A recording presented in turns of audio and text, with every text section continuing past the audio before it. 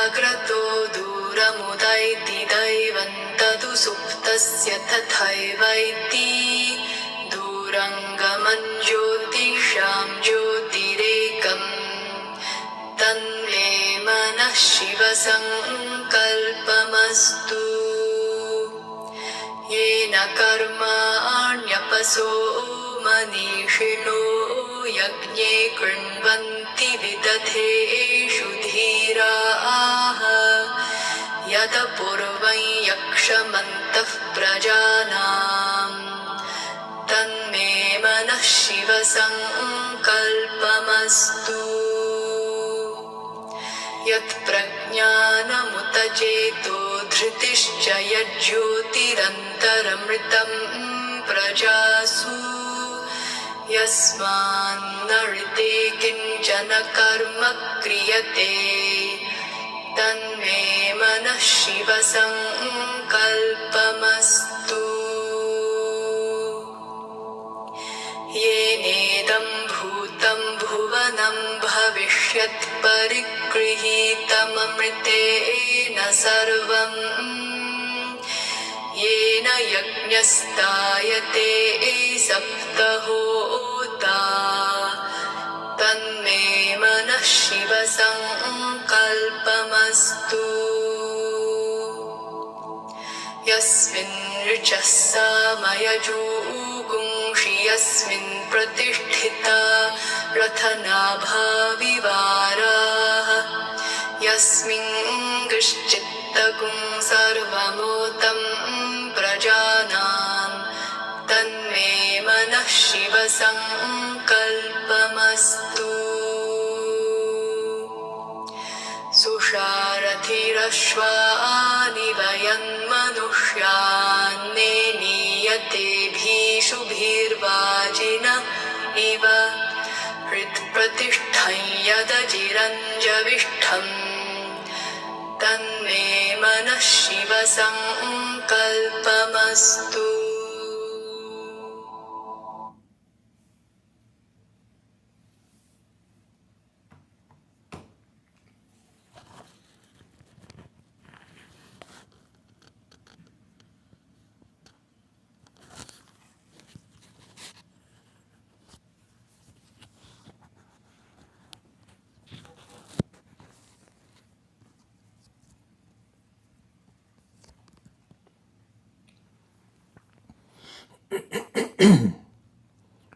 ॐ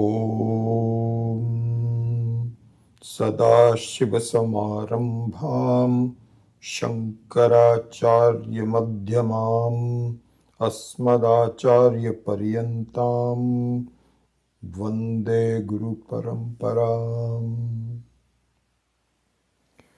ॐ विश्वं दर्पणदृश्यमाननगरी तुल्यं निजान्तर्गतम् पश्यन्नात्मनि मायया बहिर्भूतं यथा निद्रया यत्साक्षात् कुरुते प्रबोधसमये स्वात्मानमेवाद्वयं तस्मै श्रीगुरुमूर्तये नमः इदं श्रीदक्षिणामूर्तये। ॐ सहना भवतु सहनौ भुनक्तु सह वीर्यङ्करवावहै तेजस्विनावधीतमस्तु मा विद्विषावहै। ॐ शान्ति शान्ति शान्ति।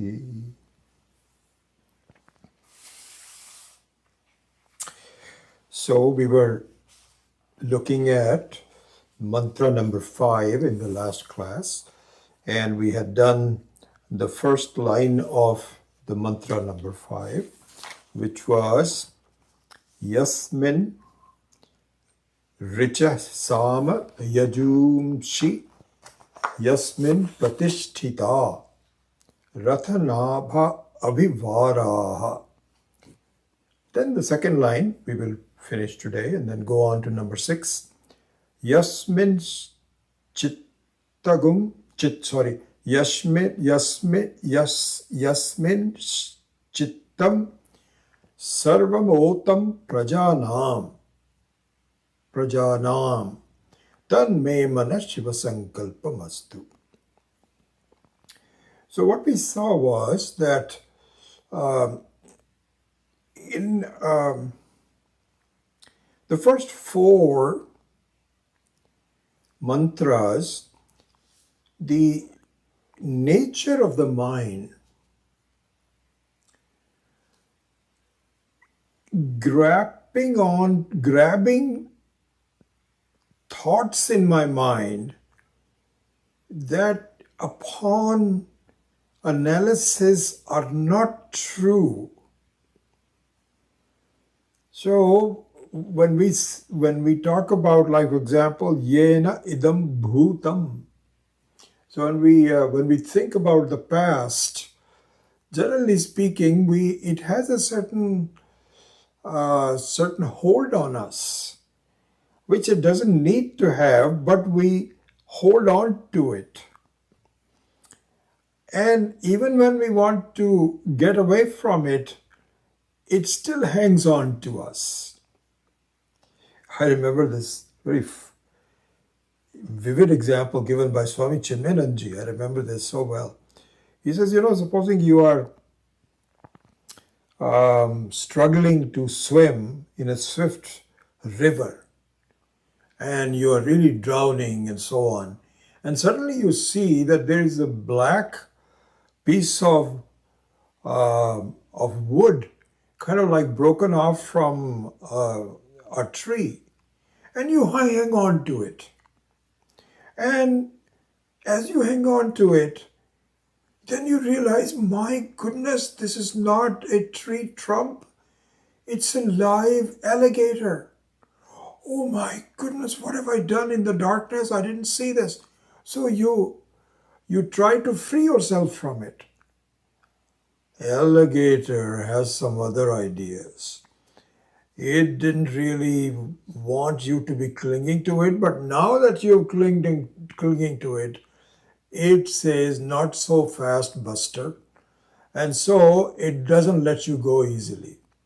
And you'll be lucky if you come out alive. So in some ways, the mind, as talked about in the first four mantras, is like that we really hang on to things as though they are real, they are going to be helpful to me. But eventually we find out that they're not. There's something wrong with the way it is. When we go into the more details of the Mandukya Karika, you will find one of those things. Just we didn't really, that was not the main subject here, but it will be in the more detailed course on the other class. One of the biggest clinging on to things that we do is me and mine.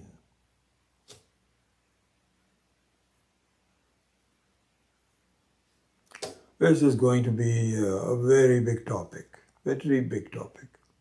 and something we have to really pay attention to, because we just say, what's wrong with it? This is my house. There's something wrong with the fact I paid for it, I planned for it. This is mine. This is mine. Same thing with children, family. They're my children, my grandkids. I'm enjoying them. I have to protect them. I have to leave some money for them. This is part of the problem, leaving money for the grandchildren. We don't, the Indians do this much more than the Westerners. Swami Dayanand was always making a joke out of it. He says, for Indians, there is never enough money. Oh, why not? You have, you've saved so much, you should just enjoy. No, but my kids, some of them are really not doing very well. They may need it. All right, so you save some money for the kids. Okay, now you're ready to go enjoy yourself? No, because there are some gang kids, so we have to pay for that. So this is how me and mine is going to be a very big topic that we are going to take. I'm just giving you a warning. It's one of those things where we're going to really accent it. So anyway, so in looking at my mind holding on to things. Very typical thing is. And so, in very short, what is the problem with that? What is the issue? Again, Swami Dayanandji, I think, had made this very clear. I remember this so well in Piercy. He said, we are worried when the acharyas say, leave your limited self, become the limitless self, leave it, leave it. So the people all say, leave it? What do you mean by leave it? I am a limited person. How can I leave it? And how can I get rid of it? And I'm afraid if I get rid of it, there'll be nothing left of me. At least I have a house and a spouse and some children and something to look forward to, and I have some friends and I have some knowledge and I'm involved in things. I see movies. There is something about the limitedness which is substantial. And you're saying just leave everything, leave everything. Dayanandji used to say, look, this is how the mind works. Because you're much more afraid of giving up your limitation. You are not yet cognizant of the advantages of understanding limitlessness. I've also talked about that in many, many times. That I think one of the very amazing, very, very good English word to describe is I don't appreciate the benefits of my limitlessness. It just seems kind of like theoretical, limitlessness. I can't do it. It's not for me. I'm just a simple person. All I want to do is to be a little bit happier. And, and you're talking about limitlessness. Oh, I don't know. I can do it. So this is the issue. Swami Dayanand used to say that we are much more concerned about not losing my limitedness. We do not appreciate the enormous benefits. So those have to be talked about, those have to be thought about, discussed. All those kinds of things have to be done. Then slowly the mind says, okay, I see you're talking about. And the scale changes. Right now, the limitedness is very heavy. The limitlessness is very light. But then when you start putting things into here, taking out of here and putting it there, slowly the balance changes. And in one day it just becomes like that. Anyways, so the first four verses, mantras, was all about my holding on to things that are eventually going to really harm me. And we looked at various ones, karmani, jagrato duram, bhutam, bhavishyat, bhuvanam, etc. Then, and the same mantras really now talk about that the mind, which is the repository, which is the content, which is the adhisthana, which is the basis for all this anatma-oriented thoughts in the first four verses, because they are also, this is the important thing that we will have to see this, that all these thoughts also reside in me. I am a kind of like a basket which is accumulating all these thoughts. And all these thoughts are unreal. But I don't know they're unreal. So I take them to be important. And I keep bragging bringing them and storing them in my storehouse. So this is what is a person's personality. Now in the 5th verse, and then in the 6th verse, the last verse, which we will also do today, it talks about that the same repository that is storing all the mental vrittis that are unreal is also the place where the mental vrittis that removes the unreality also is my repository. Where else it is going to be?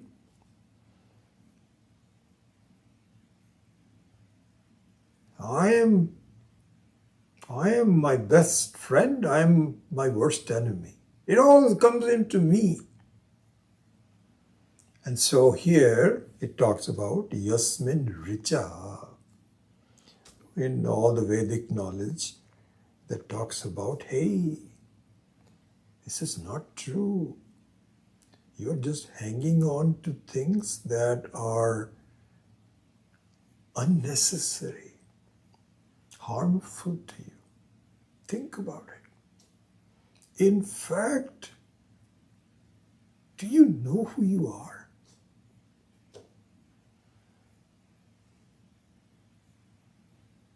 So, Rig Veda, Sama Veda, Krishna Yajurveda, Shukla Yajurveda, Atharva Veda, again and again gives us the panacea from, because at the moment until I am given those instructions, I don't know how to get rid of all these things that are bothering me, but I don't know what else to do.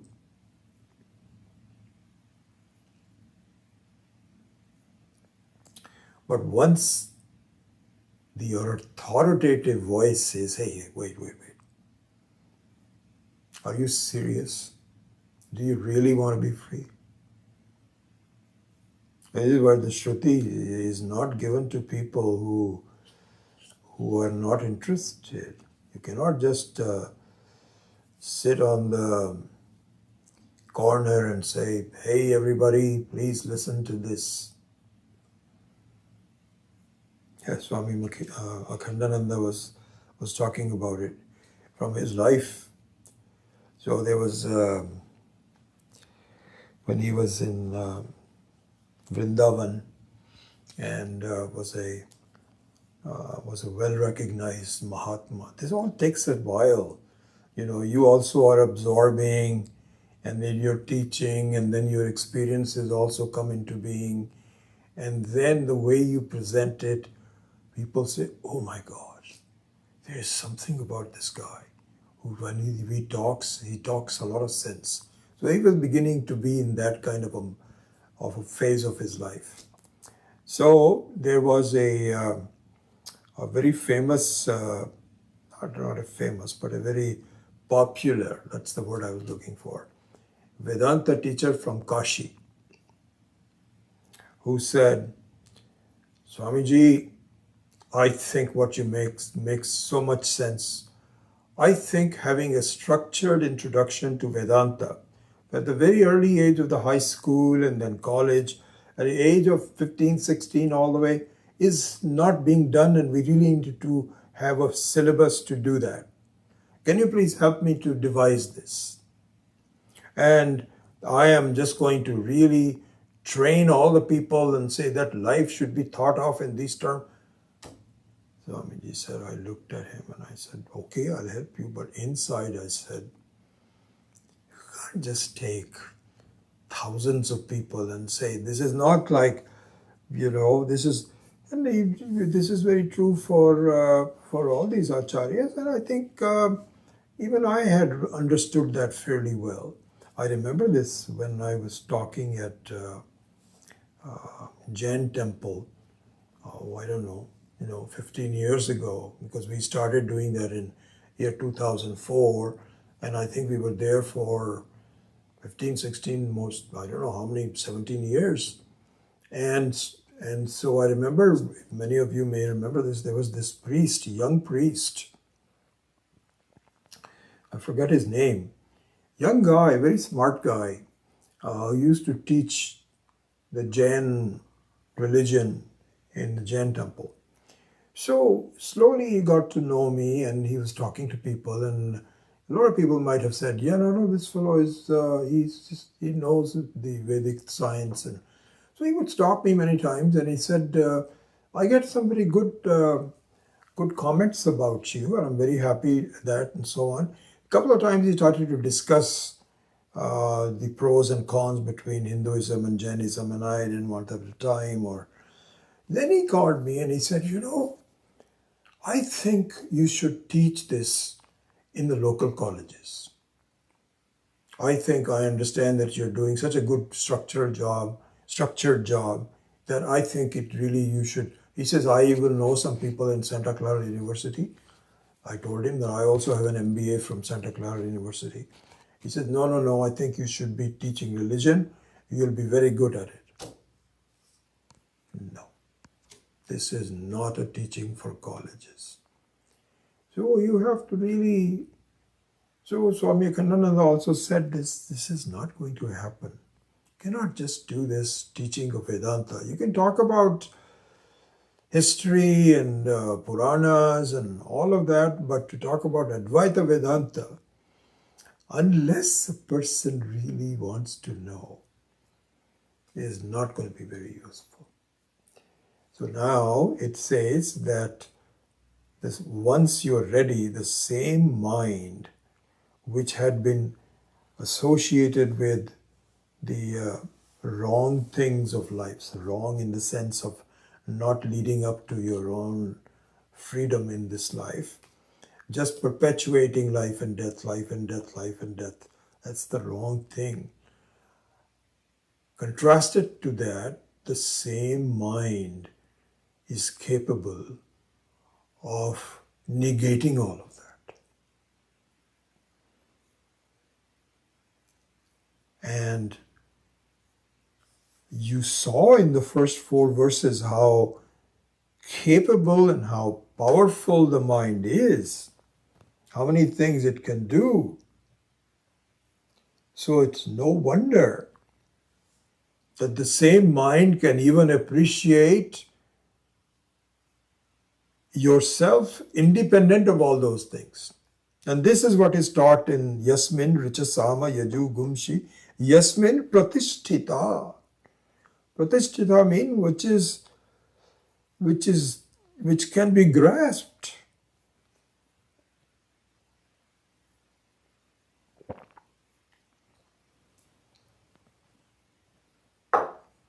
Grasp meaning prakarshena tisthita. Tisthita means it just visits you. Pratisthita means it doesn't leave you. You're capable of doing that.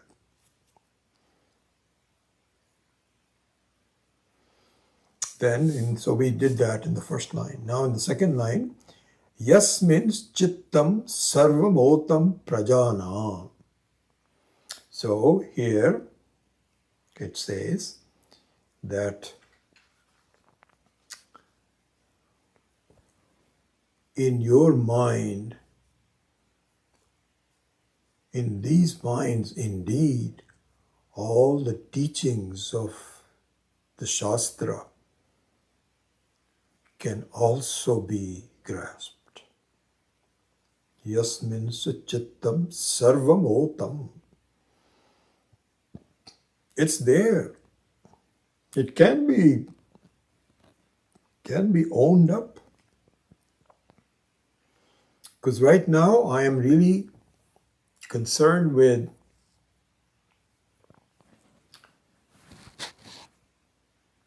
parichinnatvam. Parichinnatvam means a sense of limitation. I am parichinna from the standpoint of a gross body. I am parichinnam in the sense of my mind, software. I am parichinnam in terms of the causality of my life, that who brought me in, why am I like this, the cause of it, and so here the causality of it is that I took a birth, which itself is not true. I didn't take a birth. I was endowed with a sense of birth and of something which was already there, and then it was given to me, the sense of being born. And that sense of being born would end up in sense of being dead, and I'll still be there. And so this parichinnatvam is at the sukshma level, at the sthula level, at the karana level. And without really inquiring, without knowing, without the analysis, without grasping, I think I'm separate from Ishvara.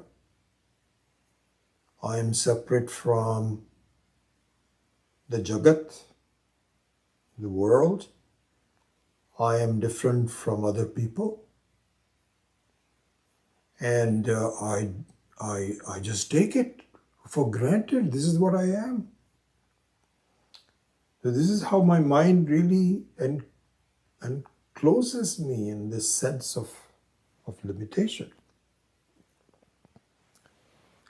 But then the Shastra says, no. Look at your Atma Satta. Atma Satta means the fact that you are unchanging. You're not paying attention to it. That's all the problem is. It's not as though you have to create it. It's there, but you're just not, for whatever reason, you have not made yourself capable of appreciating the fact that you are the prajnanam. So when you say this is a table, so this is the, as we have discussed it many times, this is the expression of my prajnanam. Because this is a table, is a prajnanam plus table becomes, this is a table. And when I look at this glass, metal glass, then my prajnanam is now focused on the glass. So the glass plus prajnanam becomes, this is glass. And if I say this is a glass, then my body and my sense organs and so on, I feel I'm looker. I'm a person looking at the glass. So I become a prajnanam person. I'm a person prajnanam. That prajnanam remains the same. Like, for example, if you just look at this setup, that this is a table, fine, I grant that. This is a glass, I grant that, I see that. There's a difference. There's a table is not the glass, glass is not the table. This person that is looking at it is different from the table and the glass. But now, look at the light falling on each three of us. Is that any different? Isn't that the same light? That is, in fact, it is the light, the glass, the light becomes the glass light. The light becomes the table light. The person becomes the person light. But the light remains the same, isn't it? It's not a different glass light. Same thing is there in the case of prajnanam. My prajnanam, all that it does is just lighting up the various thoughts. Thoughts of the past, bhutam, thoughts of the present. And it just lights it up without changing, like a light that doesn't change. That's the beauty of the prajnanam. Atma is nothing but I am Atma Brahman. This Atma is nothing but jnanam, jnanam, jnanam, jnanam, prajnanam, prajnanam, prajnanam. All remaining the same. So the same thought. And so how am I going to see this? Well, it is not very difficult to see. Can't you not appreciate that the same light is now lighting up different objects? And can't you not also see that the same prajnanam now becomes the laukika jnanam, jnanam, jnanam, jnanam, chit, chit, chit, all combined together becomes chittam. It all comes, it's all dissolved in me. Yasmin sachittam sarvam otam. We saw that in the previous one. Pratishtha ratha nabhauhu iva ara. So they're all moving. And just like you have the spokes that are moving very fast in different ways, but they're all still in the axle. So similarly, all the thoughts are there in my mind, all emanating from a stillness of my mind. It's the same mind that, goes here, goes there, but it really doesn't go anywhere. It is always yasmin sachit. And so here before also,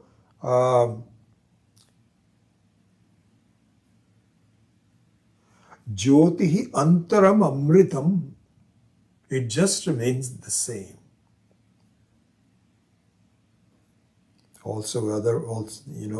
Even before also.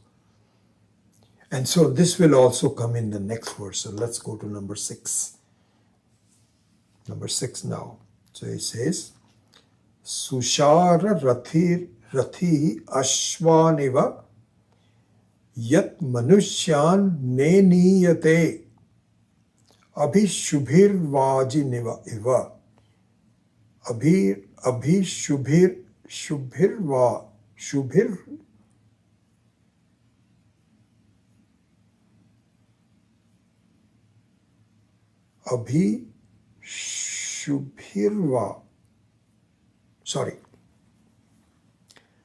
Abhishubhirva. Once again. Abhishubhihi. Okay. Abhishubhihi. This is a word that I was not familiar with before. And so it doesn't come easily in my mind. But I'll explain all the words. So, Sushar Rathirashwaniva Yas Manushyan Neniyate Abhishubhi Vajina Eva Hrit Pratishtham Yadajiram Javishtham Tanme Mana Shiva Sankalpa Mastu. So, let's start from the very first word. Sushara. Susharatihi. Susharatihi. Susharatihi means a capable person riding a horse, a capable driver. And I think in the modern world, think of a pilot of a plane. I think it's a very good analogy. I mean, what a responsible, important position. You have hundreds of people that are purely dependent on this person. pilot.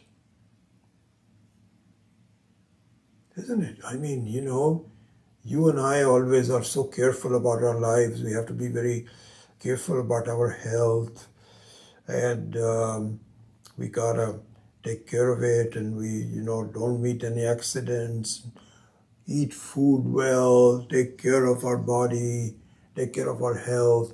How careful we are. And yet, the moment you step into a plane, can you imagine your vulnerability? It all depends on this pilot. And if the pilot doesn't know what it's doing, we're all in big trouble.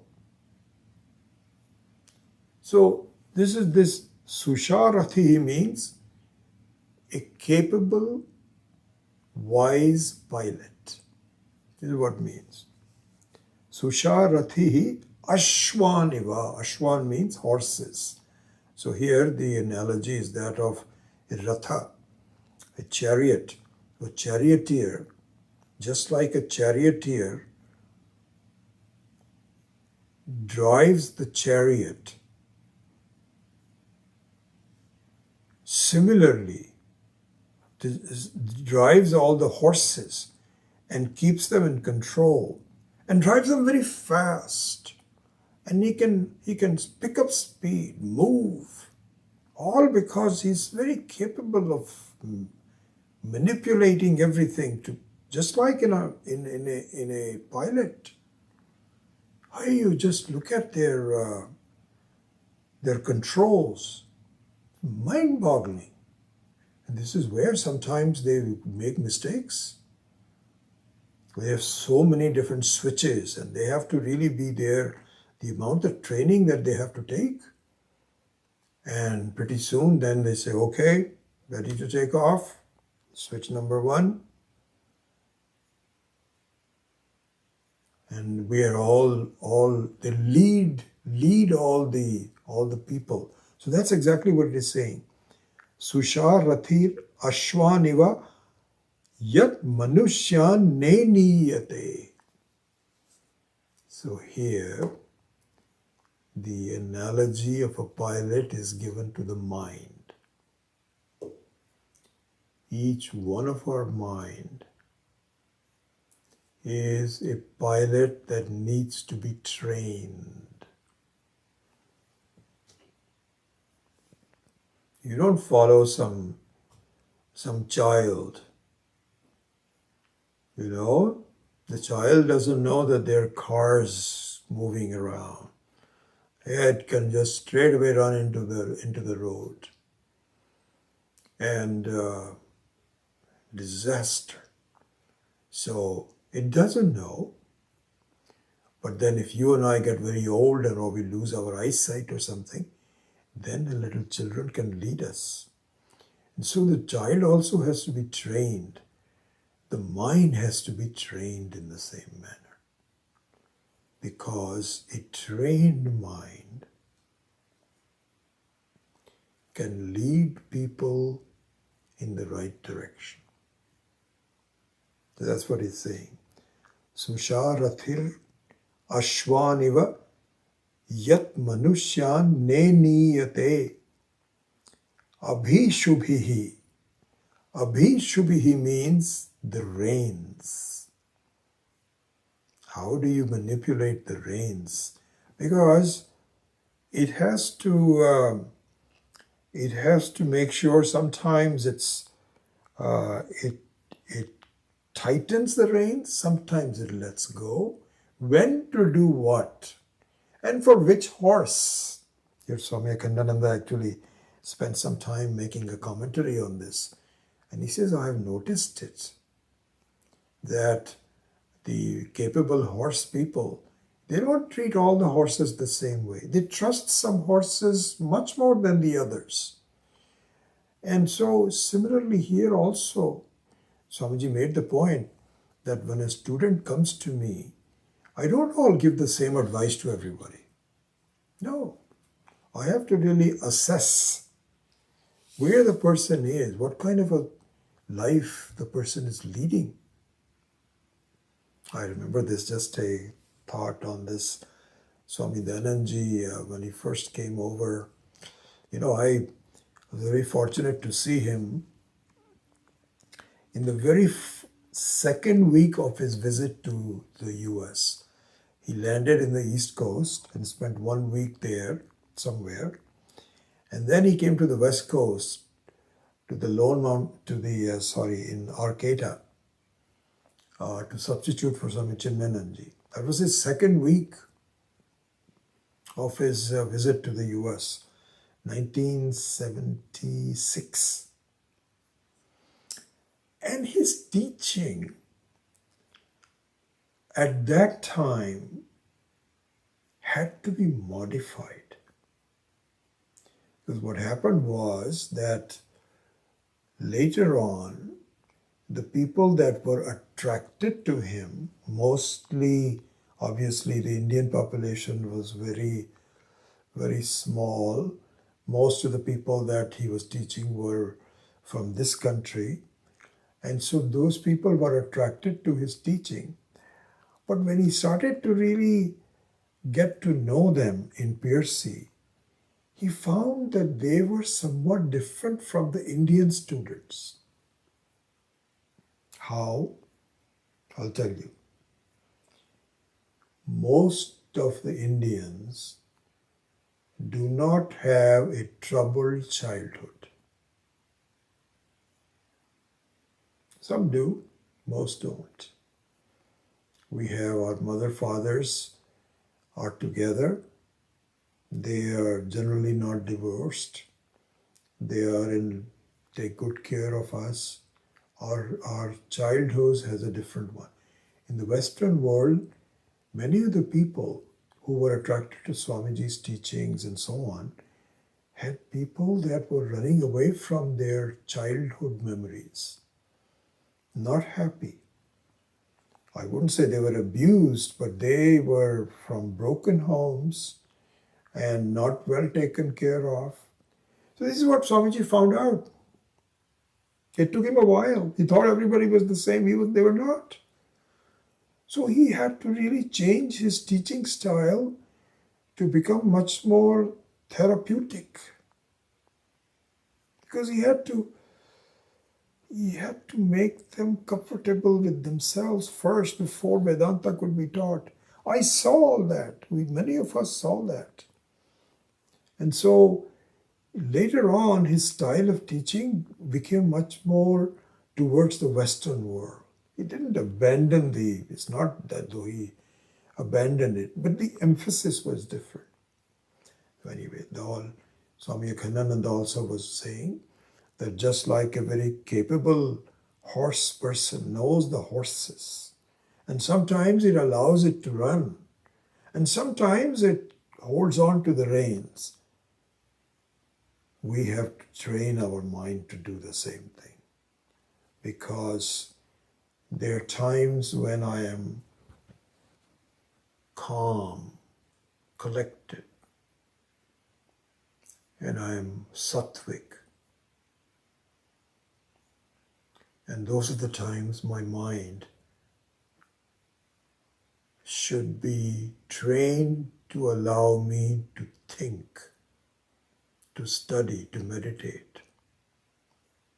I think I was telling you this personal anecdote that when I met Swamiji and I was studying Vedanta, I was working for, I think I had already started working for HP at that time, and we used to live in Los Gatos.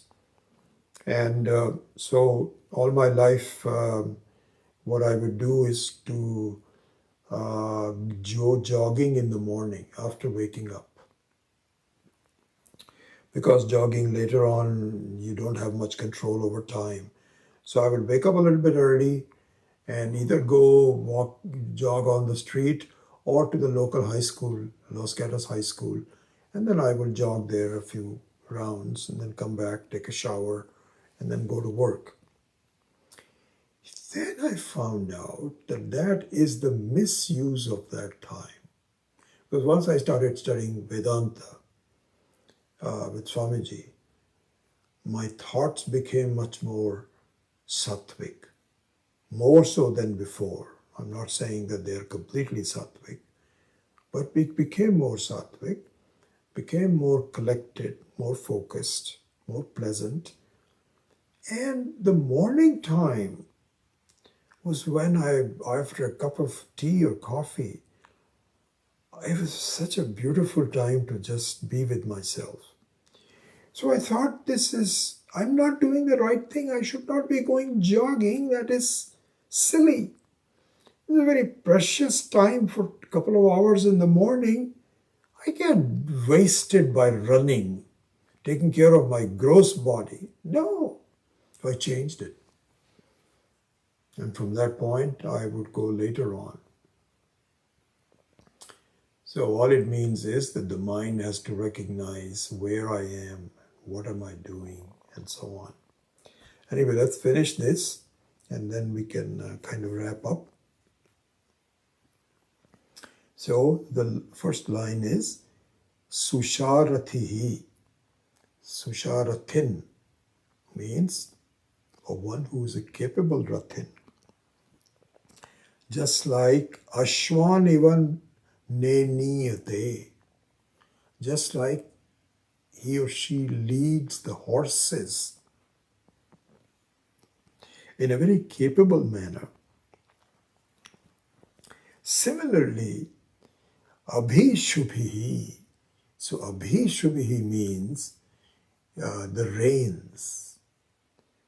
See, Vajina eva. Just like the reins are controlling the Vajina. Vajina also mean horses. Ashwan and Vajina are exactly the same. But here is introduced Abhishubhihi, which was a new word. I didn't know this. So it also means the reins. Similarly, the mind leads us. This is worth doing meditation sometimes. That how my mind is taking me to places. This is exactly what the very first one is. Yat jagrato duram udayati. Tadu suktasya tatha vaiti.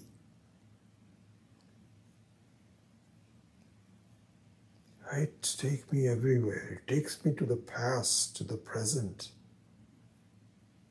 It takes me away from myself. And I lose myself. I grasp that moment. And I become one with it. And I lose my own identity, which I didn't know very well to begin with.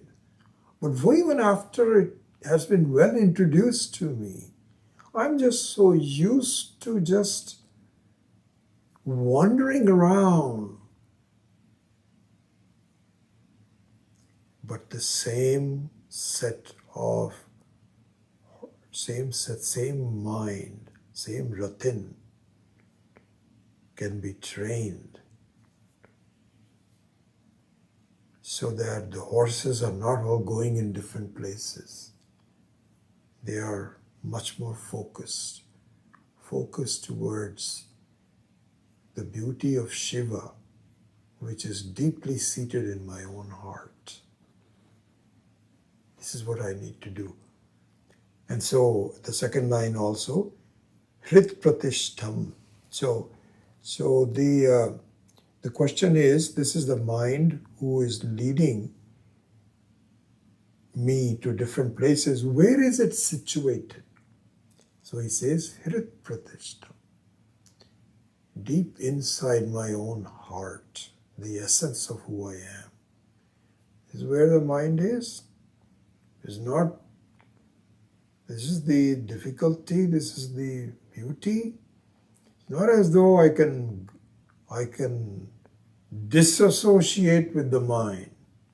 There's no such disassociation. It's not like a separate thing. This is the Maya Shakti. I should recognize that this is my my own Maya Shakti. My own mind. Mind means Maya, as we have talked about it before. That This is my own ability. So when I dream, it's not as though the dream is separate from me. It is my own expression, but I get lost in my own expression. And just like I have the ability to wake up from the dream and discard it, similarly, I need to learn how to get my mind to recognize that I'm somebody different from all my thoughts. Hit pratishtam yad ajiram javishtan. Ajiran. Ajiram means that the one does not grow old. This is the beauty of the mind. I should recognize. So much so that I cling on to it. Even though my body is disintegrating. But the mind does not disintegrate. It stays on. Ajiram. It has its own issues, its own problems. I'm not saying that it doesn't. But that Shadbhava Vikaraha Asti Jayate Vardhate Vivarinamate Vinashyati iti, that it doesn't have. It stays on.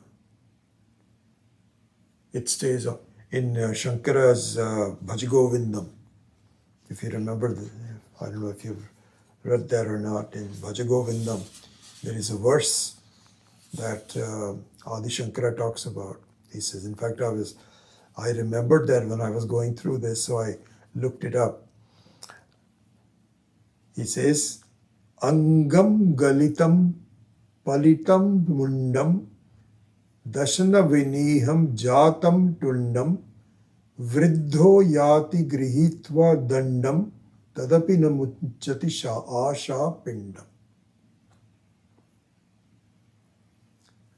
Angam Galitam Palitam Mundam Dashana Viniham Jatam Tundam Vriddho Yati Grihitva Dandam Tadapi Namunchati Asha Pindam Bhajagovindam Bhajagovindam Bhajamudamate Nahi Nahi Rakshati. Beautiful, all these lovely verses. In this verse it says, he says, just look at it. Please look at people. Look at yourself. We are not any different from other people. We are all the same. And what happens to us? We have desires of the mind. We have plans. We've got to do this. Now if I do that, that would be terrific. Now I can invest in those properties. And I'll make so much money and I can move into a good house. Then I can do this. I can change my jobs, and then I will do this, then I will travel, then I would, all kinds of desires that I have. Food, music, all those kinds of desires. And this is when my body was matching the desires. I had the capability of acting on those desires. But the body follows its own trajectory, and the mind follows its own trajectory. And the trajectory is as follows. The body starts to fall apart. That's what he's saying. Angam Galitam. And so the parts of the body, your eyes are not working, you're not able to focus, and your ears, you have to put some special things in the ear to be able to hear. Knees have to be replaced. Angam Galitam. Palitam Mundam. There's nothing left on top of your head. The ones that are also there are all turned gray. You used to have a nice flock of hair that you were so proud of. In Vedanta they say This is why the first thing that is done for somebody who wants to become a sannyasi is to shave off the head, shave off the hair on the head. Why? Because a lot of our ego is tied to our hair. That's why a lot of the women don't like to have gray hair. They like to color their hair so look younger. And then men, they all have these wigs that I have a couple of friends who are so funny because they've gotten older, but now their hair isn't still very young.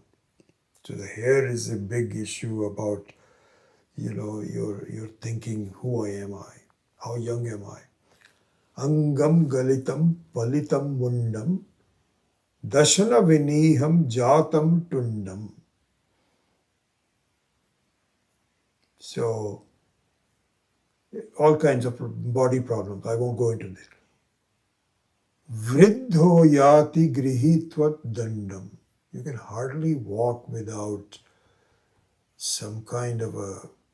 Nowadays, of course, we have all these things that walkers, elaborate walkers, motorized. You can't walk without that. A sad state. Tadapina munchati asha pindam. So this is the trajectory of the sthula sharira. But if you look at the trajectory of the suksma sharira, tadapina munchati asha pindam. Asha pindam means the whole set of desires are still there. Ajiram. So the ajiram means that the mind does not decay.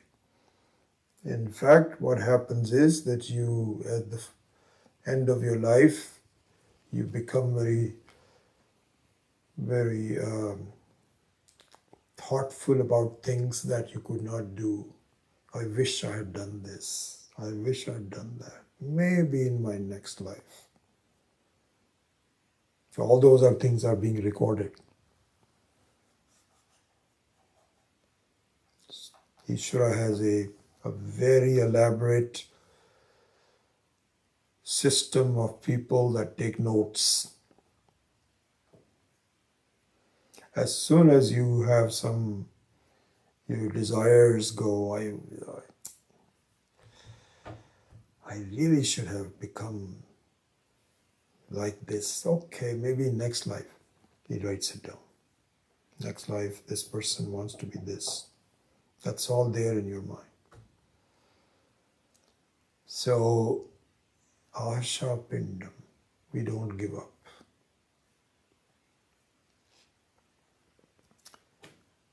So that is the ajiram in the verse of the 6th verse. In the mind, he says, Hrit pratishtam yat ajiram javishtam. Javishtam means very fast. It's amazing. Immediately, if I just give you talk about the Rama Pratishtam in Ayodhya, just think about it. Immediately you think about it. Your mind is there. Now come back to your own house and look at your own. Yes, I can see this. Very fast. This is called Javishtam. Extremely fast. The fastest thing in the world is the mind. The moment you conceptualize something, you are there.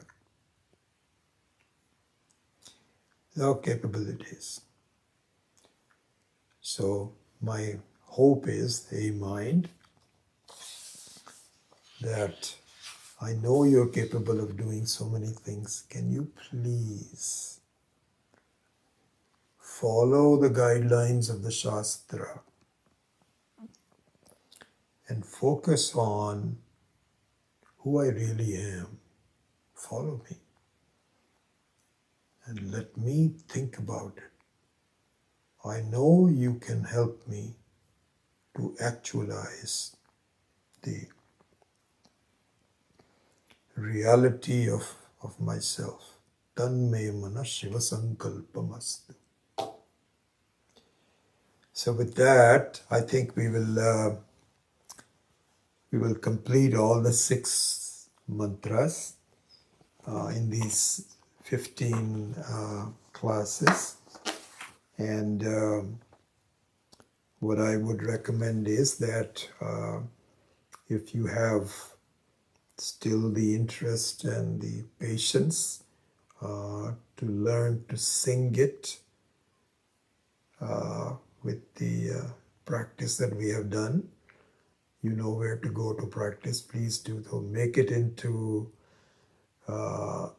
something which is in your own mind. That's number 1. So just a few suggestions. One is to learn these mantras by heart. Number 2, write down a couple of key points for each mantra in your own words, in your own thoughts. Each one of them has something different. Otherwise, they will not be a separate mantra. But you distill it down based on classes, your own thoughts, something brief in your own words. To do that for all 6 of them. Step number 2. Step number 3, please get into a habit of doing nididhyasanam on those key thoughts.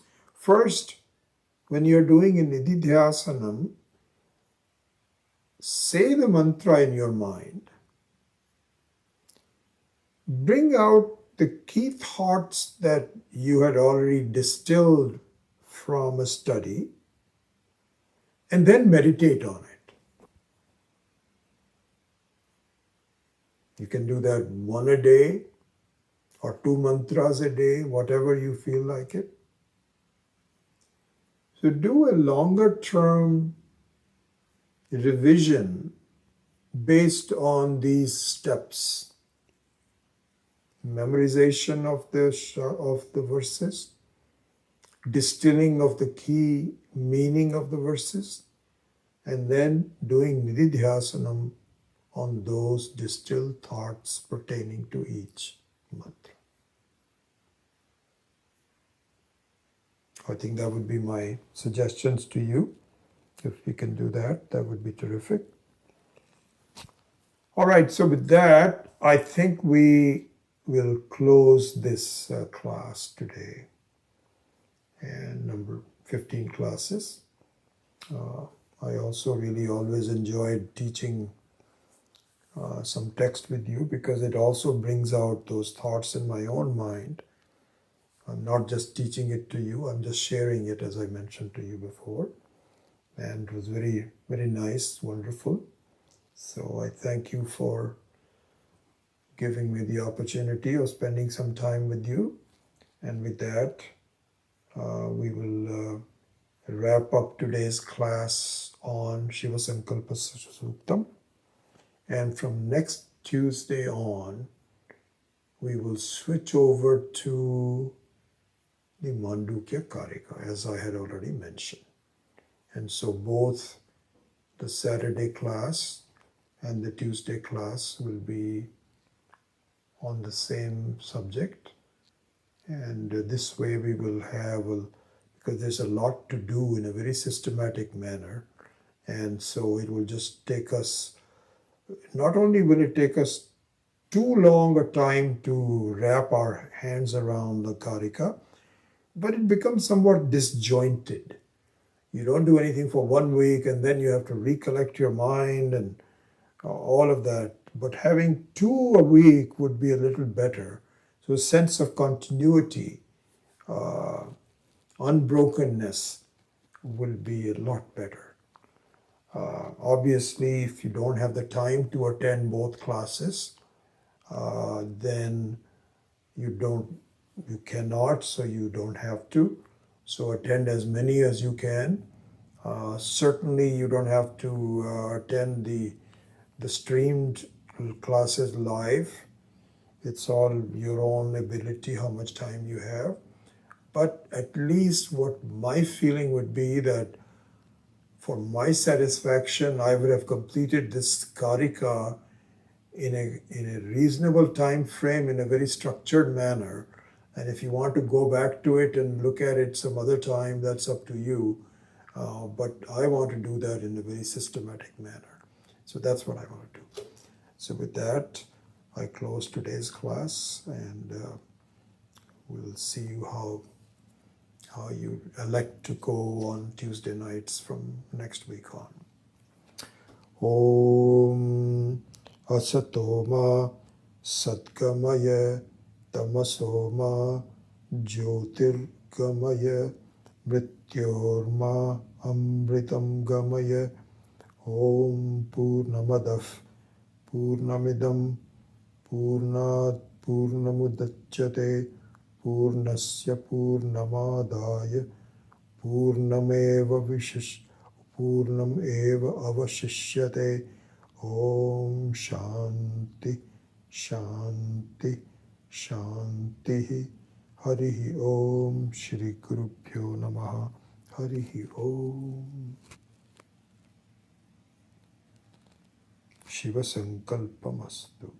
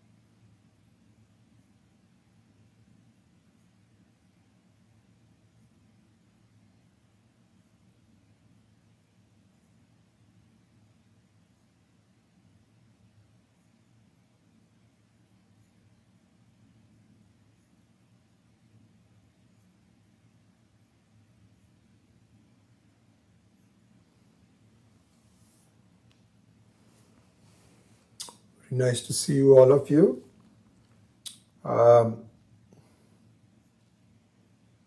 Raj, weren't you, you were going to go to India for your mother's 83rd birthday? I don't know if you went and came back or you never did. Anyway, nice to see you in the class.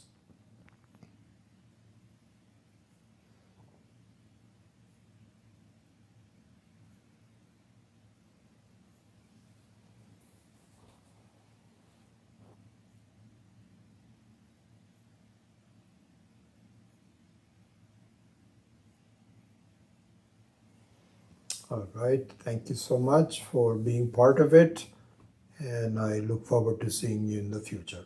Hari Om.